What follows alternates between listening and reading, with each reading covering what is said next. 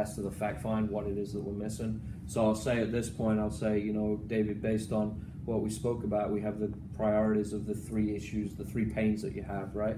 And I said, but when we look at those, that's really, Rich, a microeconomic approach to what it is that we do.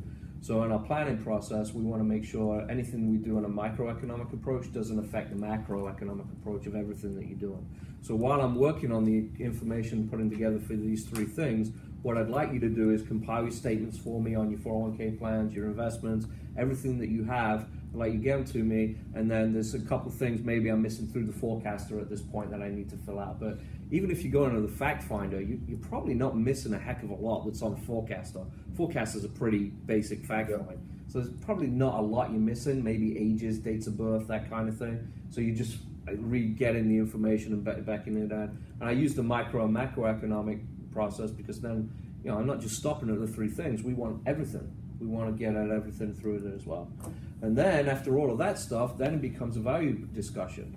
So if you think about what we had and what I kind of just went through, the value discussion is really now, it's a value. What have you provided of value? Because you get into their stuff. They don't care what you know, guys, until they know you care. So this whole process is about getting to know them, what their pains are, what their things are, and then you can have a real discussion around value proposition and the value discussion that you have on a scale of 1 to 10. How valuable was this meeting today? Tell me more. What did you find the most value? Well, then we can go in after the value discussion. Then we can go to the family tree and the list. This is proven. It's not just Susan saying, "Hey, we've got to do this." The family tree and the professional introductions. Wyman's been talking about it for years. Sandler's been talking about it for years. It's proven methodology of the way referrals should be got nowadays. Referral is a dirty word because you're putting too much pressure on the person to provide a name and they don't see the value in it. But if you have this talk now about a family tree or a list after you've provided this value in it, it'll change the dynamics of people being able to ask for it. Because it gets easier to ask for it when you've done what? Delivered value. Taking them through a process and delivered value. Right now we have it, we go, okay, we're going to do the cornerstones, we're going to do the fact find, we're going to review your policy. Was this of value? Yeah, I guess. I reviewed my policy, thanks.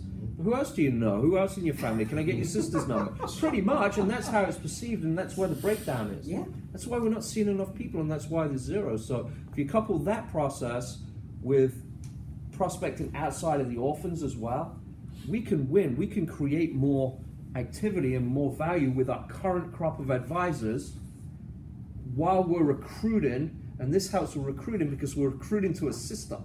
I talk about this when I recruit somebody. Here's our sales cycle, here's what we do. Why? Because they've never seen it like this. Of how it is, we're holistic planning. That's what people want to be. And most of those new advisors to the business, not new to the industry, but we're getting people in their first 5 years, like an Aristotle, like some of the people that have been here, who they have no process. Can you imagine if you can teach them this process from day 1? They are going to kill it. They're going to kill it. They're going out with a hot stock or a hot. They are a one-trick pony because that's what they're being taught. They have no process. This would really open it up. Yeah, you couple that with the marketing plan and the business plan that we're going to talk about next.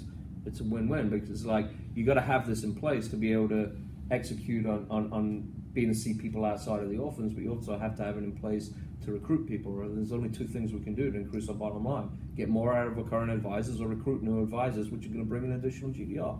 That's it. So we need to have systems and processes that are going to help us do both. After I go that, we do the family tree. The family tree language, we don't, the PI language, you don't have to change. It's there.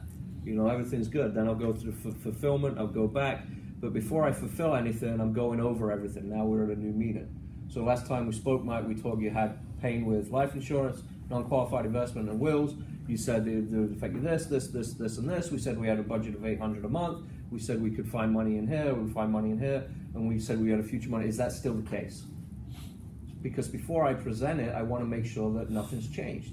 Because a lot of times somebody will come back and say, hey, you know what? Actually, we spoke about it, and the budget of $800 a month was a little high. We're probably closer to $600 a month. Don't you want to know that up front before you do all the presentation based on what it is that you do?